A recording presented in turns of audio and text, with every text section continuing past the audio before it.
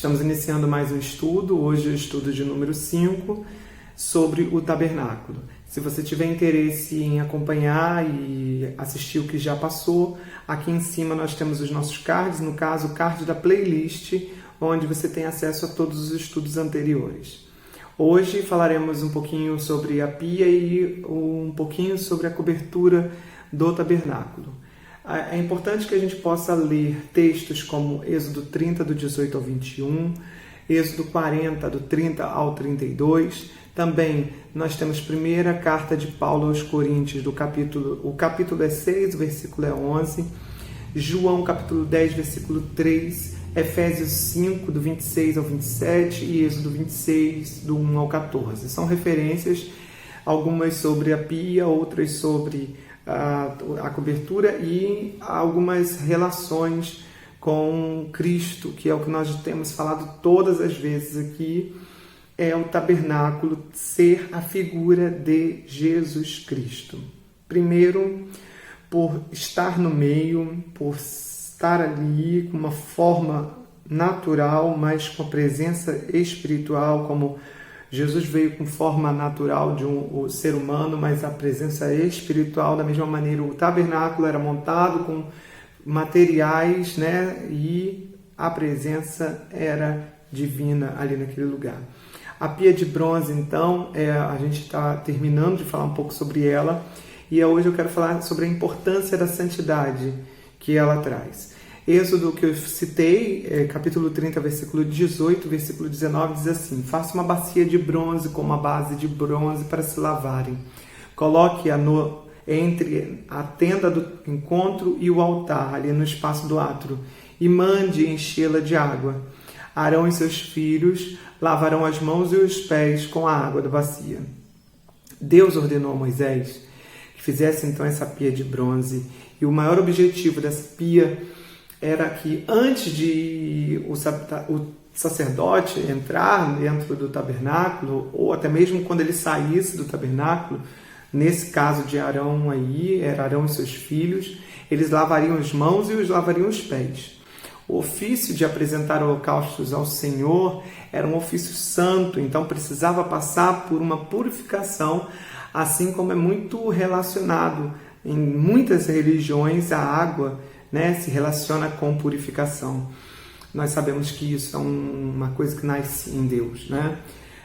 Ao entrarem no tabernáculo, então, eles precisavam se lavar e ficou muito claro que era para que eles não morressem, né? O texto nos garante isso, porque não somente uma coisa simples, mas uma coisa muito mais profunda e espiritual, que era o ato de entrar de qualquer maneira. Então era preciso se lavar, porque aquilo tomava um peso grande, né? Se tornava um peso grande, e era uma coisa feita para que eles não morressem.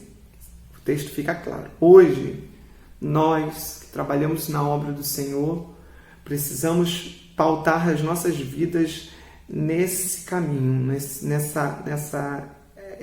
exercício de piedade e nesse exercício de santidade, que é quando a gente se lava através da palavra de Deus.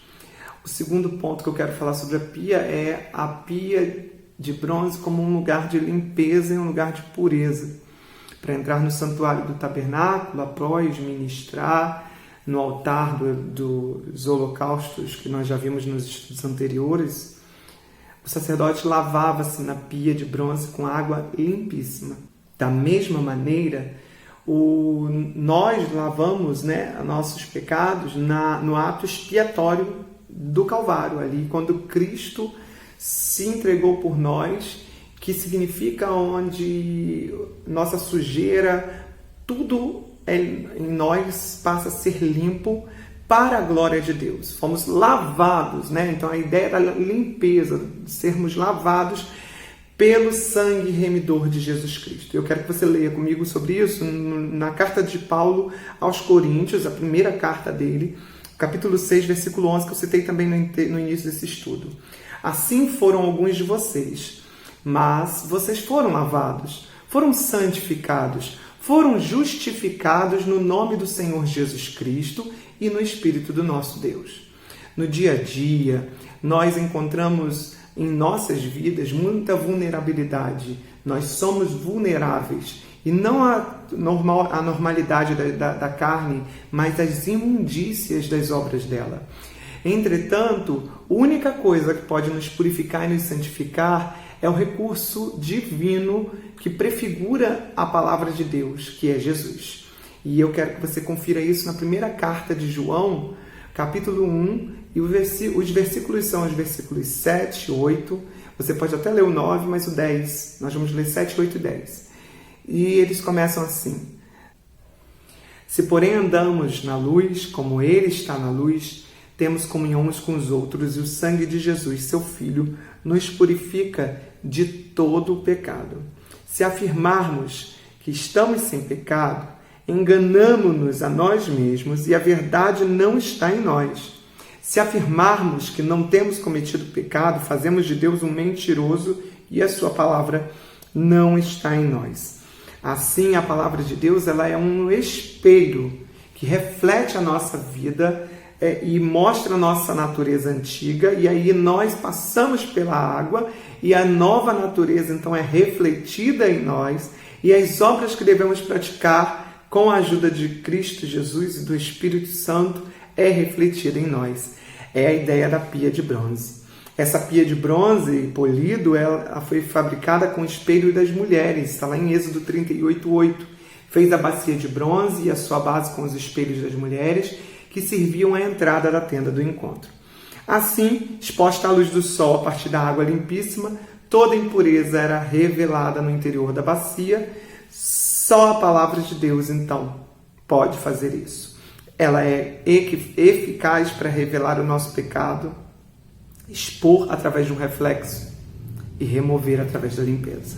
Nesse aspecto, embora nossos pecados tenham sido expiados, Hebreus 10:17, ainda temos de nos chegar a Deus continuamente para sermos limpos de tudo que desagrada a Ele. Pensamentos, palavras, atitudes, as obras. Infelizmente, acidentes ocorrem no caminho da jornada cristã.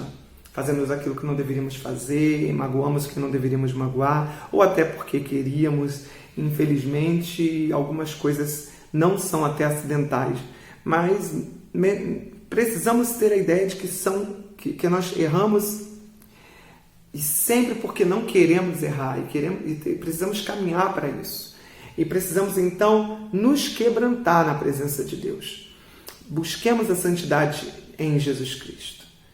O terceiro e último ponto sobre a pia que eu quero falar é o rito de lavagem dos sacerdotes. Você pode ler isso em João 3, versículos 5 e 7, João 15, versículo 3, Tito, capítulo 3, versículo 5 e também em 1 Pedro 1, 23.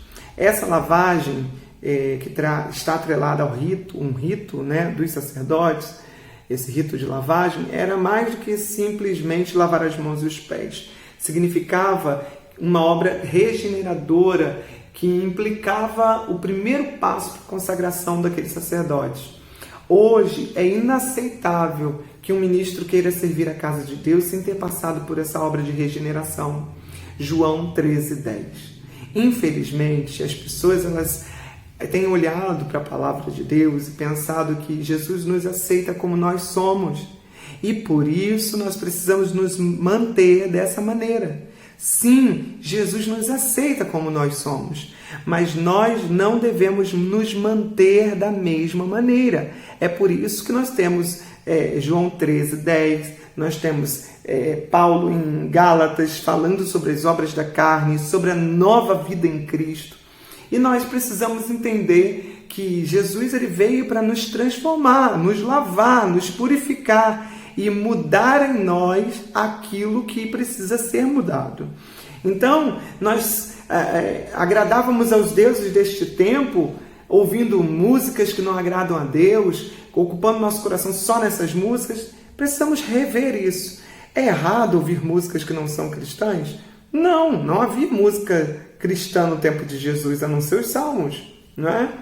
A questão é, O quanto a gente ocupa a nossa mente com essas músicas.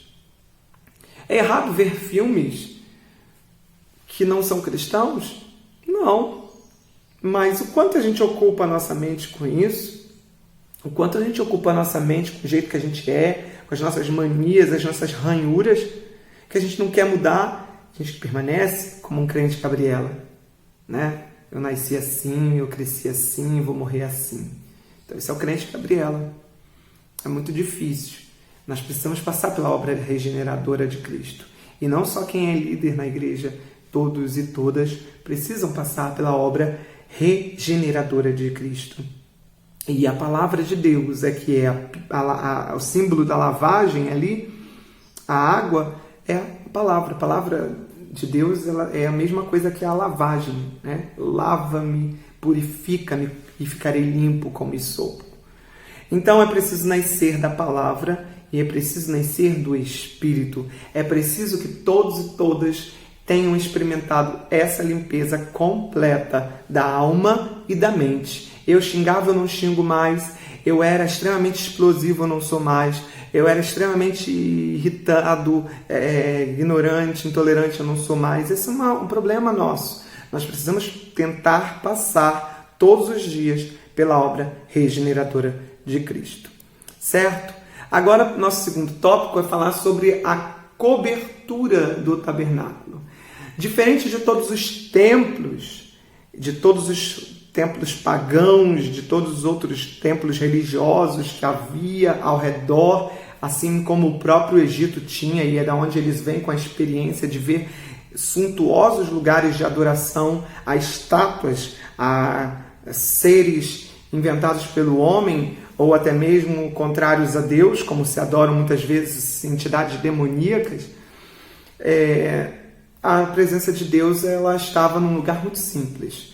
Olhando por fora, muito simples. Quem olhasse, passasse pelo tabernáculo, ao redor dali daquele povo de Israel no deserto, eles iam ver algo muito simples. Pessoas em tendas e um lugar que seria um lugar de templo, né? Ali era o tabernáculo, muito simples. Com algumas colunas ao redor, com um altar e a pia do lado de fora, e por fora você não veria muita coisa. Por quê? Porque a tenda ela era coberta conforme a orientação que Deus havia dado a Moisés. Essa orientação era de que primeiro, foi dada lá em Êxodo 26, e que primeiro aquela tenda ela era coberta com um tipo de cobertura rústica, né? Não muito atrativo, diferente dos templos suntuosos, com muitas riquezas. Quem olhava de fora não via muita coisa. Imagina uma estrutura de madeira de acácia, forrada com ouro por dentro, coberta de peles de animais, diversos animais, por fora, né? Assim era o tabernáculo. É inevitável não olhar para ele e não olhar para a figura de Jesus. Olhando por fora, você não tinha beleza nenhuma, mas o que tinha de mais precioso, os objetos de ouro estavam lá dentro. Assim, Jesus, na sua humanidade, ele, por fora, não havia beleza nenhuma, mas ele se fez carne entre nós. Está lá em João 1,14, ele tabernaculou entre nós. Eu quero que você leia comigo o livro de Isaías, capítulo 53, versículo 2, que diz assim: Ele cresceu diante dele como um broto tenro e como uma raiz saída de uma terra seca.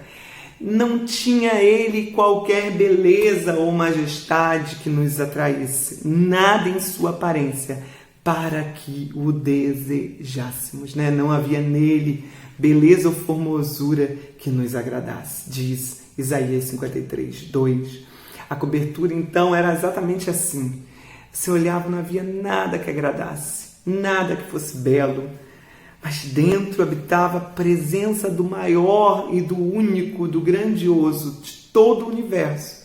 O único Deus, o único poder, a única entidade mais poderosa do universo, a presença de Deus.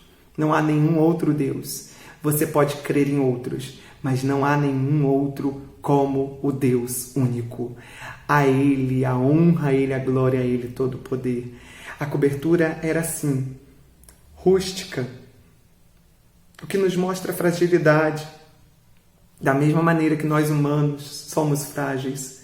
Uma vez que precisava de reparos, imagine, monta, desmonta, estica e amarra e prende, rasga, arrebenta num lugar.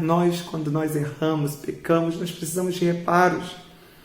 De fora para dentro, a cobertura era feita de peles diferentes.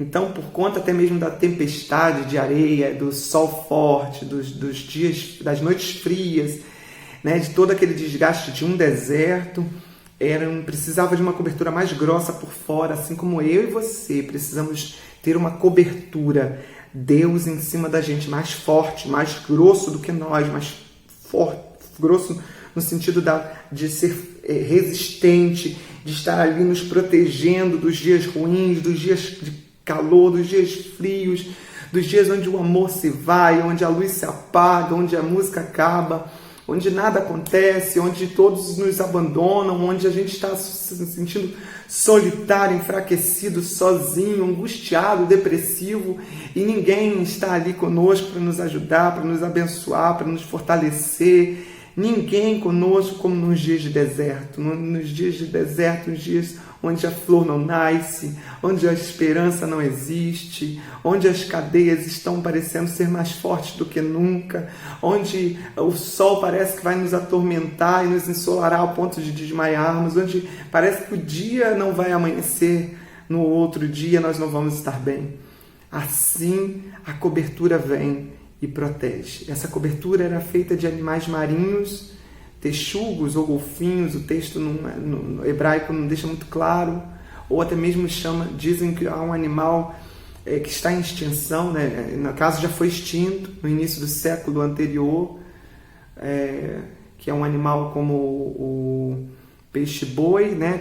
que ainda existe, e o outro era um animal muito conhecido no mar Mediterrâneo chamado de peixe-vaca. Dizem que poderia ter sido ele que tinha essa cobertura.